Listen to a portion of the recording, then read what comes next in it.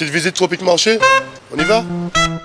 Alors on a le rayon jus, avec les sirops, tout ce qui suit. On a des ignames blanc, igname France, igname jaune, avocat, patates douces, des cives, persil, bananes, christophine, riz, haricots, la pâtisserie, le poisson, le lambi, attention, et les boudins, les acras. On va prendre un peu des épices, boudin, sauce chien, graines à roussir, colombo, pâte à colombo, sauce colombo et tous nos fameux piments aussi, des vrais piments.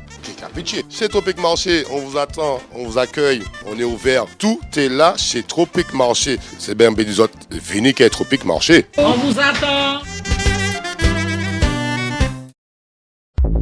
Martinique Actualité.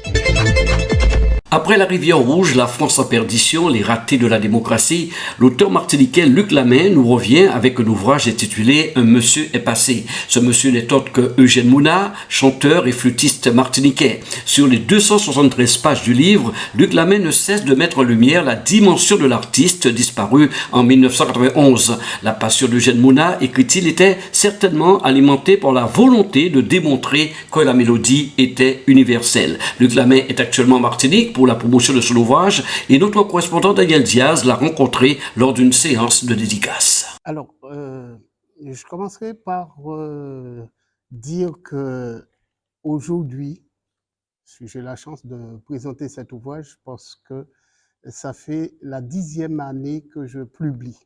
Exactement la 10e année que je publie. J'ai publié La Rivière Rouge.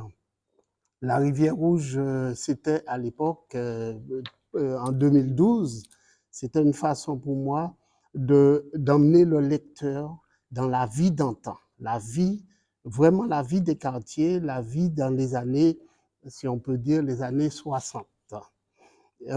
Par la suite, ça c'est sûr que quand on parle, c'est un jeune homme qui parlait à l'époque.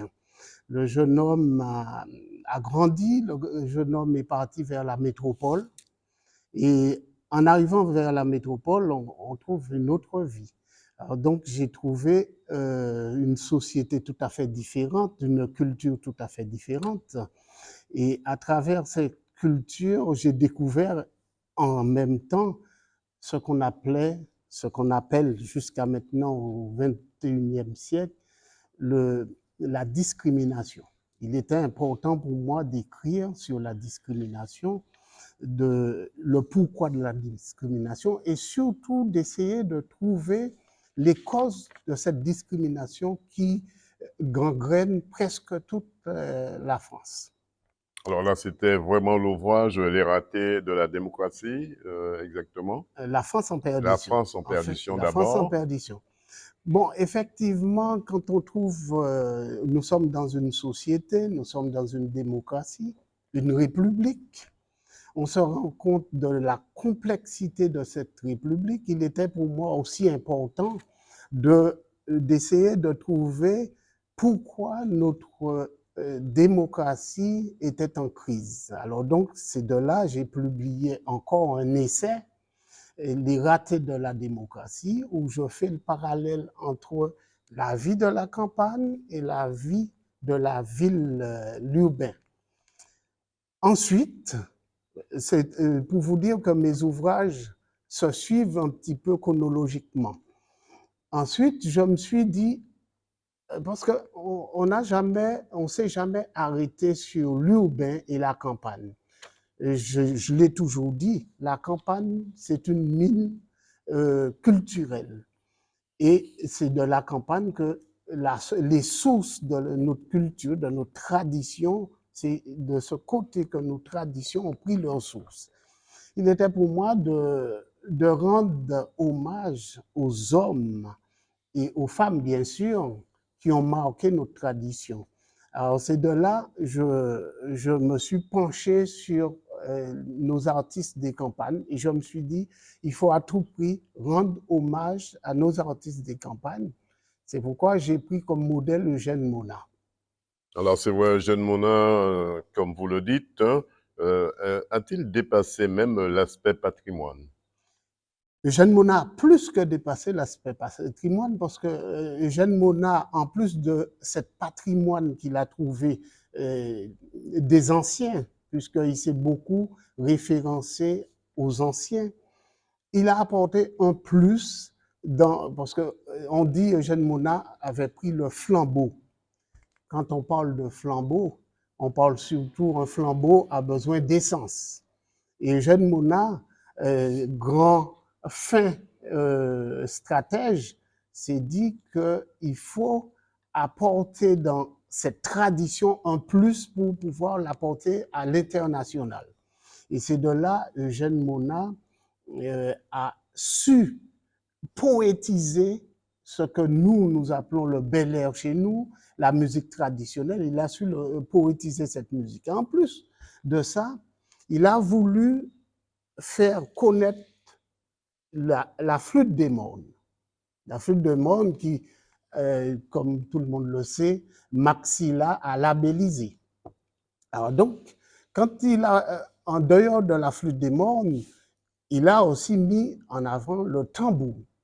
Le tambour, comme tout le monde sait, qui a une très grande signification dans la culture antillaise. Et c'est l'un des premiers à, si on veut parler de... Il y a eu quand même, disons-le, Francisco qui a emmené le tambour dans la tradition, comment je dirais, dans la musique traditionnelle. Sauf que Francisco mettait le tambour derrière les instruments traditionnels. Eugène Mona, lui, quand il est arrivé, il a dit le tambour doit être devant. Et c'est de là,